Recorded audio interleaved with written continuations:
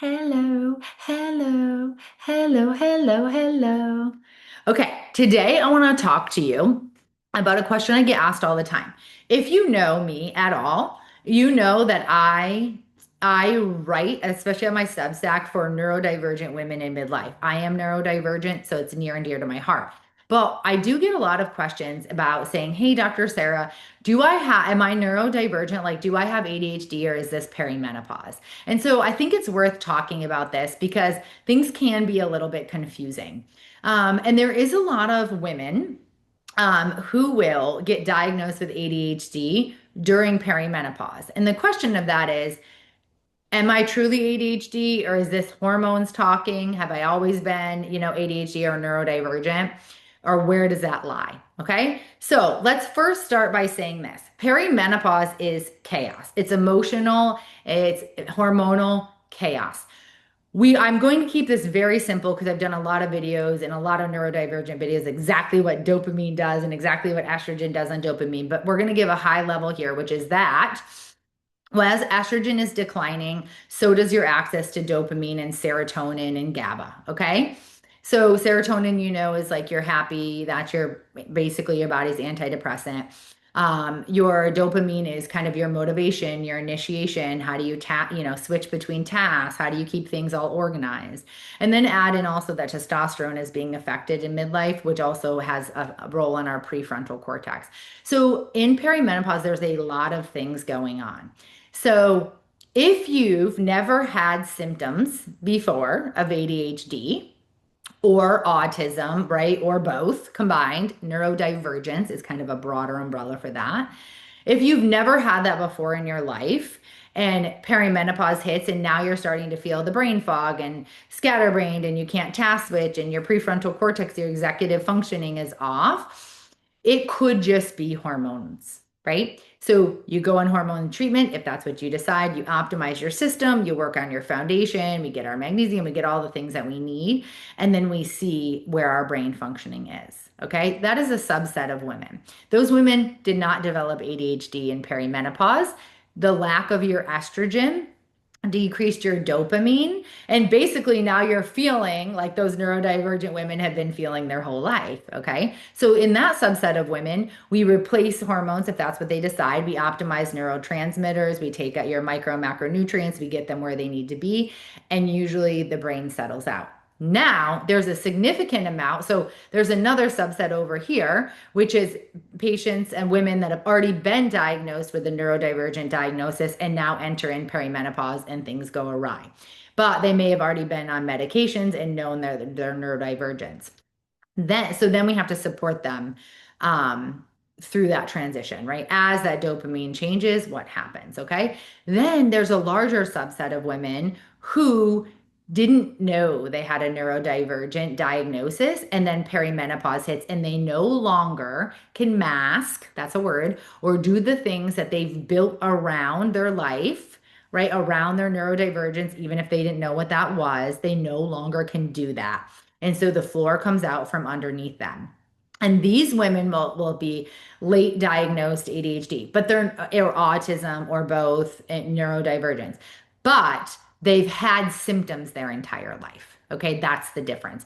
They may not have had the diagnosis, they may not have known they were neurodivergent, but midlife didn't cause their symptoms. It simply took the scaffolding that they built so brilliantly around them out of the equation, because as we decrease that dopamine and that serotonin, no longer could their brains could tolerate it. Okay, so three subsets of women. So, did you develop ADHD in midlife?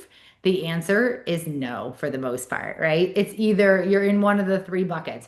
You already have the diagnosis of neurodivergence, ADHD, autism, or both, and you come into perimenopause and things can be crazy, or you have these new symptoms. You've never felt like ADHD, you've never felt depression, you've never felt anxiety, and now you do in midlife. And it's not anxiety, depression, or neurodivergence, it's hormones. And we optimize those for you, optimize the system, micro, macronutrients, all of that. And you're back to your brain's back to okay, your baseline. Or you're in this lovely category where you didn't know you were neurodivergent insert perimenopause, insert decreased dopamine, insert decreased serotonin. The world came out from underneath you. All that scaffolding is falling down, and that's where we belong. Or that's where we're at. Okay. So does perimenopause cause neurodivergence? The answer really is no. Can it unmask it? It sure the hell does, right? Can it be harder if we already know it? Sure the heck can. Can perimenopause on the neurotypical brain feel like neurodivergence? Yes. Yes, it can. Okay. So three different groups. Interestingly enough, for the most part, the foundations of what we do are pretty much the same. When we have this middle group, we do a lot more intense work, right? Because we have two things going on. We have perimenopause, and then we also have a new diagnosis. Sometimes that new diagnosis can be really refreshing, like, holy cow. Sometimes that comes with grief, okay? Because it's like, holy cow, if I had known this 10, 20 years ago, my life could have been different. So sometimes there's a little bit more work we can do. The goal, though, no matter what category that you fall into, again, is understanding and education. Okay.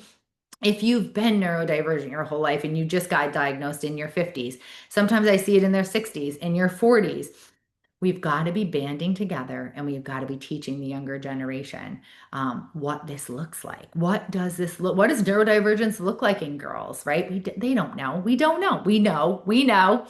But the world doesn't because we're not boys that are running around hyperactive. We're smart, and the boys are smart too, but we're smart and we're intelligent and we're masking and we're reading rooms and we're doing all these amazing things because we have these amazing Ferrari brains, but we're not being supported. And so it is got to be our mission in life to get the word out so that we can support these girls, our daughters, our granddaughters, our nieces, so that this doesn't have to become a thing. Okay, so no matter what category you fall into, at the end of the day, optimizing the system is the best thing that you can do, whatever that is you choose to do, working with your doctor or your provider. But I would be interested to know what category do you fall in? One, did you come into perimenopause neurodivergent? Three, did you feel like you became ADHD, depressed, anxiety in perimenopause, but you don't actually have a diagnosis? Or two, were you diagnosed in perimenopause with neurodivergent diagnosis and then realized this has been my whole life and now my world, the scaffolding just came down? Let me know because I want to know where we're at. I also want to let you know that if you are a neurodivergent woman, neurotypical women, you can come on over too. But if you are a neurodivergent woman in midlife, my Substack is where I write to you. We have series, we talk about luteal lift or we talk about follicular lift in the luteal phase, and we talk about what's going on neurochemically, and we talk about all the things that we're amazing at, and how do we build strategy around all the things that are happening? How do we nourish our bodies? What do we do for micronutrients? What do we do for macronutrients? What are all the things that we could do? So I would love, love, love to have you join us in that Substack community. If that applies to you, or even if you want to come out and hang out with us because we're pretty cool, you can click the link in the description, and I would love to have you over there. Okay. I hope this helped. Again, this is baseline. This is baseline, and you can watch some of my other stuff. We go very specific about different things. So, as always, until next time, stay well.